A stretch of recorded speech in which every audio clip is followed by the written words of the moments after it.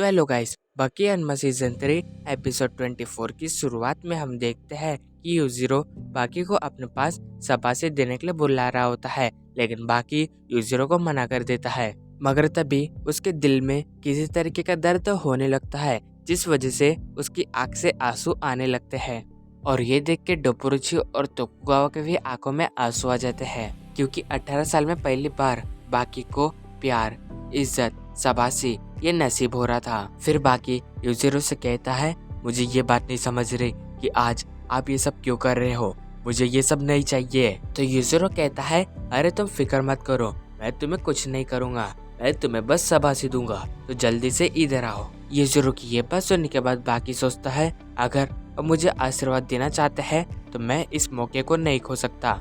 पर जैसे ही यूजिरो उसके सर पे हाथ रखने वाला होता है तो वो वहाँ से हट जाता है और कहता है, मुझे माफ कर दीजिए, मैं ऐसा नहीं कर सकता क्योंकि ये वक्त कभी वापस नहीं आएगा। तो मैं देखना चाहता हूँ कि हम दोनों में से कौन जीतने वाला है। तो फिर यूजिरो उससे कहता है, तो ठीक है, मैं तुम्हें एक मौका देता हूँ अपनी ताकत का अंदाजा लगाने का। जिसके बाद वो बाकी के पास जाता है और उसे पकड़ लेता है। वही वो उससे कहता है, जब मैंने तुम्हें अपने पास बुलाया तो तब तुम मेरे पास क्यों नहीं आए। और वही बाकी दर्द के मारे कह रहा होता है, ये ऐसा क्यों कर रहे हैं। आगे यूजिरो कहता है, तुमने मुझे मना करके बहुत बड़ी गलती कर दी, लेकिन मैं तुम्हारे सर पे हाथ तो फेरा के ही रहूंगा। फिर वो बाकी को बहुत ही जोरों से दबाने लगता है, जिसके बाद वो अपना हाथ बाकी के सर पर रख देता है और ये देख के बाकी की आंखों से आंसू आ जाते हैं। पर वही हम देखते हैं कि यूजिरो के इतने जोर से दबाने की वजह से उसकी नाक से ब्लड निकलने लगता है और यूजिरो अपने एक उंगली से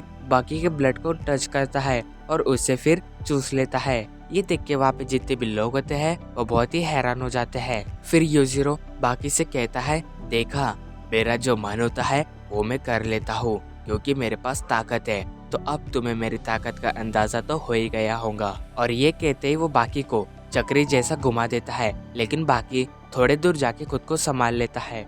लेकिन तभी यूजिरो उसके पास आके उसे एक जोरदार किक मारता है, जिससे कि बाकी उड़ते हुए ऑडियंस के बीच में जाके गिरता है। फिर यूजिरो उसके पास आता है और उसकी गर्दन के नीचे पैर रख के उसे हवा में उड़ा देता है, जिसके बाद वो उसके पेट पे एक जोरदार पंच मारता है, जिससे कि बाकी दर्द के मारे वहीं पे ही पड़ा होता है। अब यूजिरो उससे कहता है, देखा, अगर तुम्हारे पास ताकत नहीं है तो तुम किसी भी लड़ाई को नहीं जीत सकते, तुम एक फेलियर हो। तो बताओ, क्या मैं तुम्हें अभी खत्म कर सकता हूँ या फिर तुम मुझसे और लड़ना चाहते हो। लेकिन तभी उसे अपने पीछे कोई फील होता है। वो जब देखता है तो वहाँ पे होता है पिकल, जिसे देख के वहाँ पे सब लोग बहुत ही हैरान हो जाते हैं। तो यूजिरो उससे कहता है, बहुत बढ़िया, मुझे लगता है कि आज मुझे तुम दोनों को एक साथ हराने का मौका मिलेगा। मगर तभी बाकी पिकल के पास आके उसे एक जोरदार पंच मारता है, जिससे कि पिकल का दांत टूट जाता है। ये देख के यूजिरो कहता है,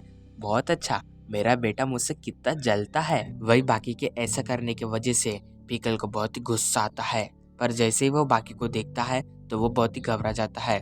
तो बाकी उससे कहता है, तुम हम दोनों के बीच में मत आओ, तुम यहाँ से चले जाओ। हमें तो ये बात पता है कि पिकल बाकी की बातों को नहीं समझ सकता, लेकिन वो प्रकृति के नियम को जानता है। अगर दो जनों के बीच में लड़ाई होती है तो तीसरे को उन दोनों के बीच में नहीं आना चाहिए। जिसके बाद वो एक कुंटे में जाके बैठ जाता है। देखा जाए तो पिकल की उम्र 145 साल की है, पर वो प्रकृति के नियम को आज समझा था। फिर बाकी यूजिरो से कहता है, मुझे माफ कर देना, मेरा दोस्त बीच में आ गया था।